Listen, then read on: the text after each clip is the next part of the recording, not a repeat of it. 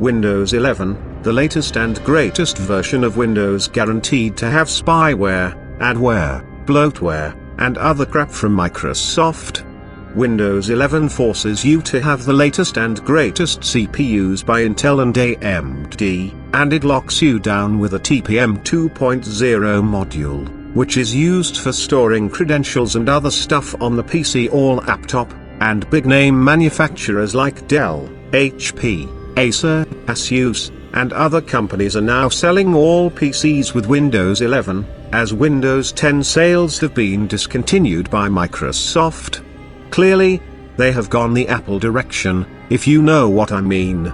By this, I mean that Microsoft is really trying to lock you down in their ecosystem, much like Apple and Google do with their OSs, that is Mac OS, iOS, Android, and Chrome OS. Heck, Linux and BSD are quite the opposite in comparison to these closed-source proprietary operating systems made by big-name companies. Linux and BSD are not actually owned by any corporation, maybe the only exception being Ubuntu Linux, owned by Canonical, but even then, they have nowhere near as bad reputation for putting adware and bloatware in Ubuntu, but I personally like distros such as Linux Mint, because they are pure community-based distros, so you usually get the bare minimum when installing something like Mint. If you like Windows 11, that's great. But personally, I think this is a bad direction that will cause frustration amongst many people who don't have the minimum hardware to run Windows 11, and not only that, people also generally want a clean system that gets the job done, not one pre-bundled with shit like telemetry, bloatware, and ads and spyware all to track your every move on your PC. If you're sick and tired of Windows, maybe it's time you look at using Linux. One of the best free and open source operating systems out there, with tons of variety, and ever-growing software and hardware support. This OS is finally becoming viable for some people as of 2023, myself included. However, Linux still has its issues, it's still prone to malware and viruses, and it does come with a learning curve, especially if you're a noob or beginner who's just starting out on Linux. You will find it a bit difficult.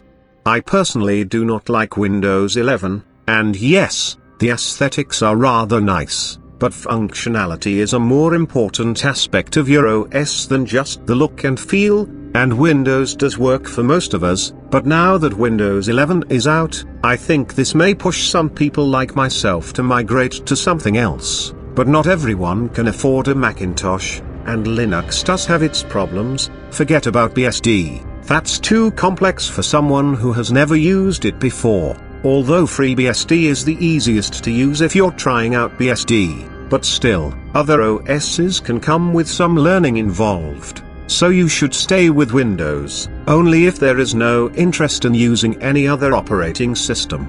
With Windows 10 only having 2 or so years left until it goes end of life, this brings the question, what will happen when Windows 10 goes end of life? We will likely see something similar to Windows 7's end of support, because back in 2020, Windows 7 was on more than 25% PCs, but because of the extended security ending, and more recently, the paid-for security patches with the ESU program ending in 2023, and Windows 8.1 also going out of support as of January 2023, more people have jumped to Windows 10, making it have a total of 73% market share worldwide, and this is likely to stay high for at least another year or two, but by 2025, it will be time to move on to Windows 11, or possibly a newer version, and rumor has it Windows 12 is already on the horizon, in terms of development of the OS, so maybe by the second half of 2024, we might see a new release, but for someone like me who loves Linux and free stuff in general, I am starting to feel like it's time to move away from Windows altogether, and stick with Linux in the future, but I don't mind Windows 10, because even though it's filled with a lot of crap as well, it's still not as bad as the new and not improved Windows 11, aside from bugs and new features. It does feel like a bit of a letdown from Microsoft, but it's been that way even before the days of Windows XP. Microsoft have always done not so good things, and not had the best results in years past, especially with releases such as Windows ME. ME was problematic upon release due to Windows 98 machines not meeting the driver requirements to upgrade, thus breaking some PCs during upgrade or installation. No wonder people wanted Windows ME to be thrown out in a trash can,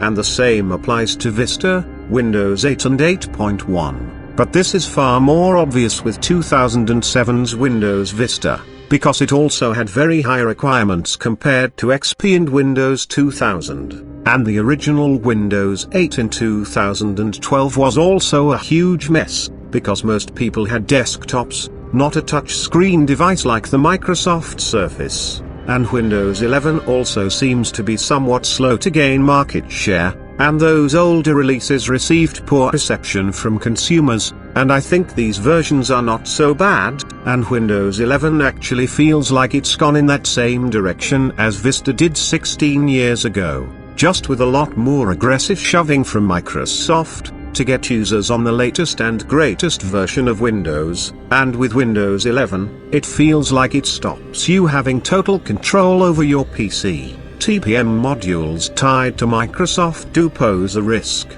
because if Microsoft is compromised or hacked at any time, those credentials could get leaked, and Windows 11 makes it really hard to disable the TPM module.